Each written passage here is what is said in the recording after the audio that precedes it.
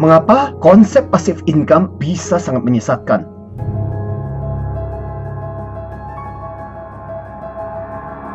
Saya masih ingat ketika pertama kali mendapatkan buku Rich Dad Poor Dad karya Robert Kiyosaki. Segera saya membacanya sampai tuntas dan sebuah istilah terngiang-ngiang di telinga saya. Passive income. Intinya, Anda bisa bersenang-senang dan tidak melakukan apapun, tetapi uang datang kepada Anda. Wow, betapa menyenangkannya. Saya sempat terobsesi dengan istilah passive income ini beberapa tahun. Lantas tibalah saatnya ketika saya sadar. Lalu akhirnya saya mengambil sikap yang lebih bijak terhadap pemahaman passive income ini.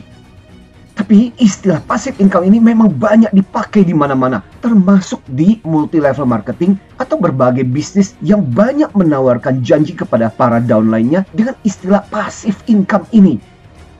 Bahkan ada banyak bisnis yang mengiming-imingi dengan menawarkan janji passive income ini secara amat berlebihan.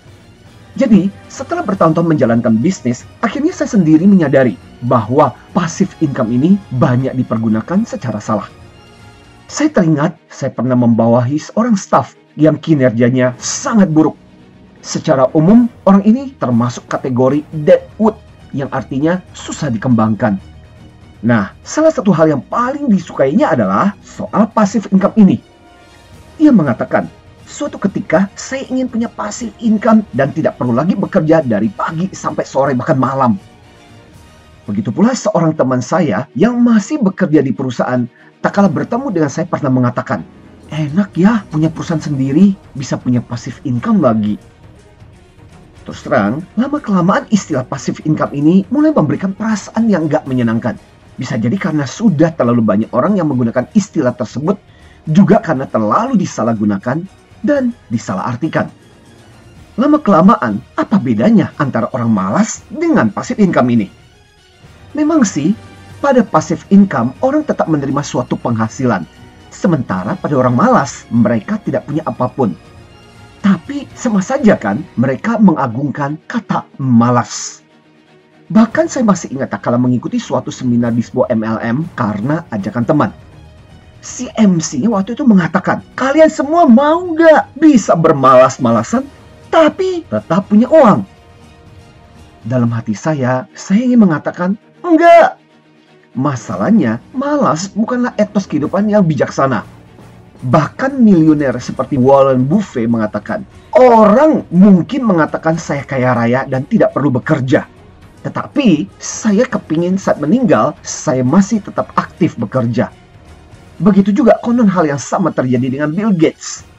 Para karyawannya yang melaporkan kebiasaan Bill Gates mengatakan Bill Gates yang doyan kerja bahkan pagi-pagi sudah datang dan bekerja sampai larut malam.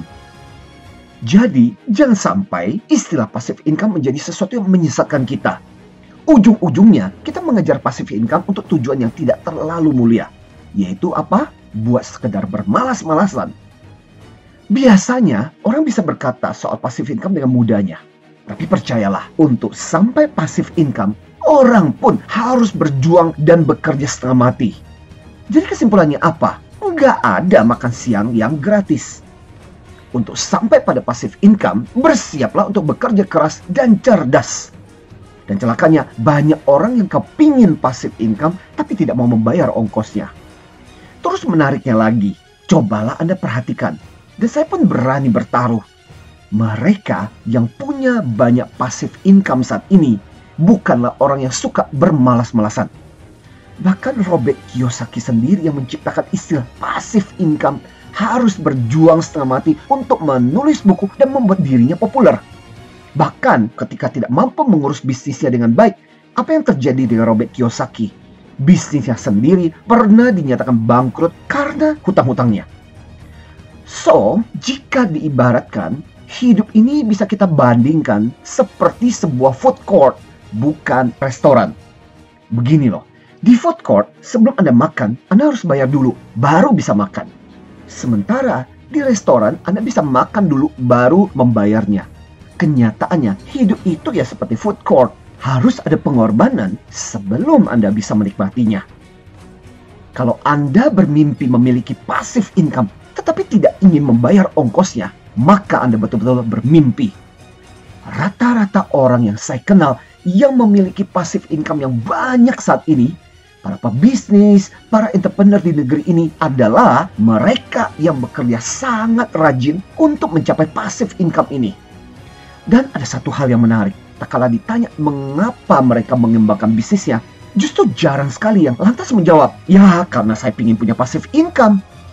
Yang jelas, kalaupun passive income itu menjadi salah satu tujuan mereka, tujuan itu pastinya masuk dalam urutan yang belakangan muncul. Jadi, belajarlah kembali kepada para pebisnis yang sukses mengembangkan bisnisnya ini. Pasif mereka bermiliar-miliar. Apakah mereka berdiam diri saja? Enggak. Kebanyakan dari mereka menjual bisnisnya mereka lagi, uangnya dimasukkan dalam yayasan amal, ataupun diputar lagi untuk menjalankan bisnis yang lain. Dengan kata lain, mereka aktif memulai lagi membangun bisnis yang lainnya. Jadi perhatikanlah, ini sangat berbeda dengan janji-janji passive income yang seringkali diperdengarkan. Mari letakkan suatu pandangan yang lebih baik, yang bisa kita pelajari dari para pebisnis dan entrepreneur yang sungguh-sungguh berhasil dan sukses. Mengapa mereka mengejar passive income? Salah satunya adalah untuk membuat diri mereka aman secara finansial sehingga mereka bisa tetap aktif. Jadi bukannya pasif melakukan apa yang mereka betul-betul ingin lakukan sebagai passionnya mereka. So, lain kali kalau kita mendengar orang berbicara tentang passive income, atau jangan-jangan ketika Anda sendiri mulai sering bicara soal passive income ini, selidiki naluri dasarmu saat mengatakannya. Jangan-jangan kalimat itu didasarkan pada alasan kemalasan belaka. Ingatlah, para penganjur passive income sendiri pun bisa terancam bangkrut tak kala ia hanya pasif dan tidak mengurusi bisnisnya dengan lebih etis dan bertanggung jawab.